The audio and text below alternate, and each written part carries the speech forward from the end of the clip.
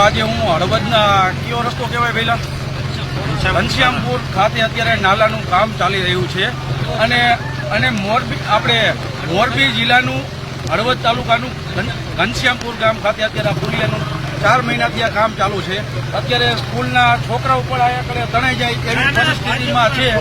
અને કારણ કે હું વરમોરા સાહેબને કહેવા માંગુ છું કે તમે જે વાત કરો છો વિકાસના નામે અત્યારે અહીંયા કણે મીંડું છે એટલે કારણ કે સાહેબ તમે અહીંયા એસીમાં બેહવાનું બંધ કરો અને અહીંયા કણે લોકોને અત્યારે હાલાકીનો સામનો કરવો પડે છે તો આની દુર્ઘટના બને તો આનો જવાબદાર કોણ?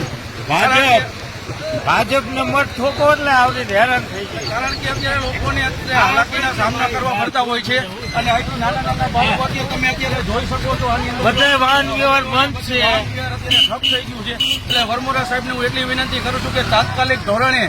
આ નાલાનું અત્યારે કામ ચાલુ કરવામાં આવે। સામાજિક કાર્યકર તરીકે મારું નામ જગદીશભાઈ બામણિયા સાહેબ હું તમને 2 હાથ જોડીને નમ્ર વિનંતી કરું છું કે તાત્કાલિક આ નાલાનું અત્યારે કામ ચાલુ કરો। જય હિન્દ, જય ભારત।